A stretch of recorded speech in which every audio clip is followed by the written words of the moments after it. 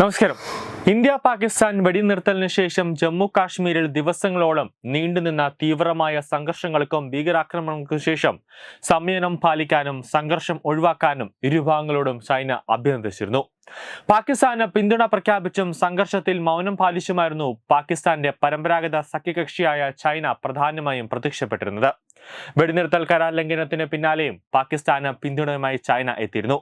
പാക് വിദേശകാര്യമന്ത്രി ഇഷാദാറും ചൈനീസ് വിദേശകാര്യമന്ത്രി വാങ് യിയുമായി നടത്തിയ ഫോൺ സംഭാഷണത്തിലാണ് ചൈനയുടെ പിന്തുണ പാകിസ്ഥാനെ അറിയിച്ചത്. വെടിനിർത്തൽ കരാറിന് ശേഷമുള്ള മേഖലയിലെ സ്ഥിതിഗതികളെക്കുറിച്ച് നിലവിലെ സാഹചര്യത്തെക്കുറിച്ചും പാകിസ്ഥാൻ ചൈനയോട് വിശദീകരിച്ചിരുന്നു.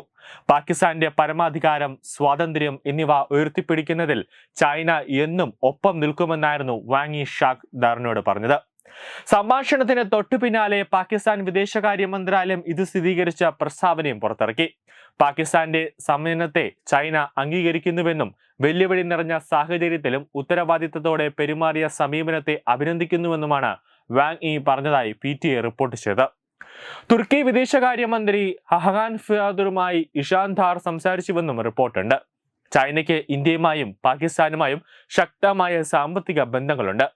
2024 ഇന്ത്യ ചൈന വ്യാപാരം $136.24 ബില്യൺ എത്തിയിരുന്നു. ഇതിൽ $100 ബില്യൺ ചൈനയിൽ നിന്നുള്ള ഇന്ത്യയുടെ ഇറക്കുമതിയായിരുന്നു. അതിൽ ഇലക്ട്രോണിക്സ്, ഫാർമസ്യൂട്ടിക്കൽസ് തുടങ്ങിയ മേഖലയിലെ ഇത് വളരെ പ്രധാനമാണ്. അതേസമയം ചൈന പാകിസ്ഥാൻ സാമ്പത്തിക ഇടനാഴി ചൈനയുടെ അഭിമാനകരമായ ബെൽറ്റ് ആൻഡ് റോഡ് ഇനിഷ്യേറ്റീവിന്റെ ഭാഗമാണ്. ഏകദേശം $62 ബില്യൺ ഈ പദ്ധതി ചൈനയുടെ പടിഞ്ഞാറൻ പ്രവിശ്യകളിൽ നിന്നും പാകിസ്ഥാനിലെ ഗ്വാദർ തുറമുഖം വഴി പശ്ചിമേഷ്യൻ, ആഫ്രിക്കൻ വിപണികളിലേക്കുള്ള ചൈനയുടെ പ്രവേശനം സുഗമമാക്കുന്നു. ഈ സാമ്പത്തിക താൽപര്യങ്ങൾ സംരക്ഷിക്കുക എന്നത് ചൈനയെ സംബന്ധിച്ച് അത്യാവശ്യമാണ്. അതുകൊണ്ട് തന്നെ ഇരു കൂട്ടരെയും പിണക്കാനും ചൈനയ്ക്ക് അധികം സാധിക്കില്ല. അങ്ങനെ സംഭവിച്ചാൽ അത് ചൈനയുടെ സമ്പദ്ഘടനയ്ക്ക് ദോഷം ചെയ്യും. പാകിസ്ഥാനുമായുള്ള സൗഹൃദം നിലനിർത്തുന്നതിനൊപ്പം ഇന്ത്യയും പ്രകോപിപ്പിക്കാതെ ഇരിക്കാനാണ് ചൈന ശ്രമിക്കുക. കാരണം ഇന്ത്യയെ പ്രകോപിപ്പിക്കുന്നത് അതിർത്തി തർക്കങ്ങൾ ഉടലെടുക്കാനുള്ള സാധ്യത വർദ്ധിപ്പിക്കുമെന്ന് ചൈനയ്ക്കറിയാം. അതേസമയം സംഘർഷത്തിൽ പാകിസ്ഥാന്റെ പ്രധാന സഖ്യകക്ഷികളായ തുർക്കിയും അസർബൈജാനും അവർക്ക് പരസ്യ പിന്തുണ പ്രഖ്യാപിക്കുകയും സൈനിക സഹായങ്ങൾ വാഗ്ദാനം ചെയ്യുകയുമൊക്കെ ചെയ്തിരുന്നു. തുർക്കിയും പാകിസ്ഥാനും തമ്മിൽ പതിറ്റാണ്ടുകളായുള്ള ബന്ധമാണുള്ളത്. സ്വാതന്ത്ര്യത്തിന് മുമ്പ് ഖിലാഫത്ത് മുന്നേറ്റ കാലത്ത് തുടങ്ങിയ ബന്ധമാണ് ഇപ്പോൾ വലിയ സൈനിക സഹകരണത്തിലേക്ക് എത്തി നിൽക്കുന്നത്. തുർക്കിയുടെ എർദോഗൻ 2003 അധികാരത്തിൽ എത്തിയ ശേഷം 10 തവണ പാകിസ്ഥാനിലെത്തി ഈ ബന്ധം ഊട്ടിയുറപ്പിച്ചിട്ടുണ്ട്.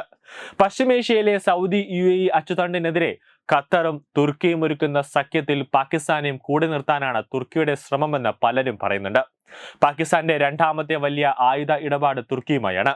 തുർക്കിയിൽ നിന്നും ഡ്രോണുകളും അതോടൊപ്പം തന്നെ മിസൈലുകളും ആദ്യം സ്വന്തമാക്കിയ രാജ്യം പാകിസ്ഥാനാണ്. പാകിസ്ഥാന്റെ നാവികസേനയെ ആധുനികവത്കരിക്കുന്നതിലും തുർക്കി ഏറെ പിന്തുണ നൽകിയിട്ടുണ്ട്. പാക് നേവിക്ക് വേണ്ടി 4 യുദ്ധക്കപ്പലുകൾ നിർമ്മിക്കാൻ 2018 തുർക്കിയുടെ STM ഡിഫൻസ് ടെക്നോളജി എന്ന കമ്പനി $100 കോടി കരാർ നേടിയിരുന്നു. ഇന്ത്യ, മിഡിൽ ഈസ്റ്റ്, യൂറോപ്പ് സാമ്പത്തിക ഇടനാഴി വന്നാൽ ഏറ്റവും അധികം തിരിച്ചടിയുണ്ടാകുന്ന രാജ്യങ്ങളിലൊന്ന് തുർക്കിയാണ്. പാകിസ്ഥാനിലെ ഭീകരർക്കെതിരെ ഇന്ത്യ നടത്തിയ ഓപ്പറേഷൻ സിന്ദൂറിനെ ശക്തമായി അപലപിച്ച മധ്യപൂർവ്വ ദേശത്തെ ഏക രാജ്യവും തുർക്കി തന്നെയാണ്. മറ്റു ഗൾഫ് രാജ്യങ്ങൾ പാകിസ്ഥാനെ പിന്തുണയ്ക്കുന്നതിൽ നിന്നും വിട്ടുനിന്നെങ്കിലും വിപരീത നിലപാടാണ് തുർക്കി എടുത്തത്. ഇന്ത്യക്ക് തുർക്കിയുമായി നേരിട്ട് പ്രശ്നങ്ങളൊന്നും ഇല്ല എങ്കിലും നിലവിൽ തുർക്കിയുടെ നിലപാടിൽ ഇന്ത്യ തീരുമാനം മാറ്റിവെക്കാമെന്നതും ഒരു സാധ്യതയാണ്. അതെന്തായാലും തുർക്കിക്ക് ഗുണമാകില്ല. പകരം പാകിസ്ഥാനെ ഇട്ട ലിസ്റ്റിലേക്ക് തന്നെ തുർക്കിയെയും ഇന്ത്യ മാറ്റിയിരിക്കാം. അതായത് ഗ്രേ ലിസ്റ്റിലോ അല്ലെങ്കിൽ ബ്ലാക്ക് ലിസ്റ്റിലോ തുർക്കിയെ പെടുത്തിയിരിക്കാം. ന്യൂസ് ഡെസ്ക് തത്വമൈ ന്യൂസ്. തുമ്പമൺ ശ്രീ വടക്കുംനാഥൻ ക്ഷേത്രം, അമ്പലക്കടവ്, പത്തനംതിട്ട. ശ്രീമദ് സ്കന്ദപുരാണ മഹാസത്രം. നമസ്കാരം, ഞാൻ അഡ്വക്കേറ്റ് ശങ്കുട്ടി ദാസ്. ഈ വരുന്ന മെയ് 11 മുതൽ തുമ്പമൺ ശ്രീ വടക്കുംനാഥ ക്ഷേത്രത്തിൽ ശ്രീ സ്കന്ദപുരാണ മഹാസത്രം നടക്കുന്നതായിട്ടുള്ള വിവരം വളരെ സന്തോഷപൂർവ്വമാണ് അറിഞ്ഞത്.